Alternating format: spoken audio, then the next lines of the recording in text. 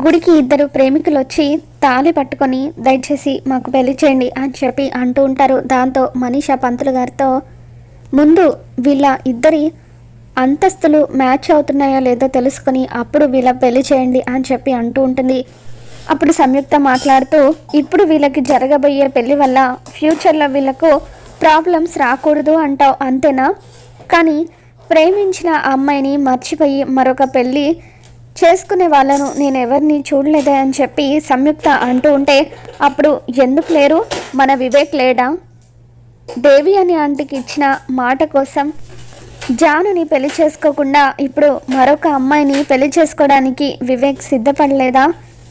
జానుని వివేక్ ప్రాణానికి ప్రాణంగా ప్రేమించాడు, అయినా సరే ఆంటీకి ఇచ్చిన మాట కోసం అంతా మర్చిపోయాడు అని చెప్పి ఇక అలా మనీషా ఖుషి వాళ్ళ అమ్మా నాన్నల ముందే వివేక్ జానుల ప్రేమ విషయాన్ని బయట పెట్టేస్తుంది. దాంతో దేవి అని మనీషా వైపు కోపంగా చూస్తూ ఉంటుంది.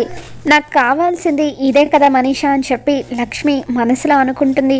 ఇక ఆ విధంగా లక్ష్మి అయితే మనీషాని రెచ్చగొట్టి అలా వివేక్ జానుల ప్రేమ విషయాన్ని బయట పెట్టిస్తుంది. మరి ఈ వీడియో మీకు నచ్చినట్లయితే తప్పకుండా లైక్ చేయండి.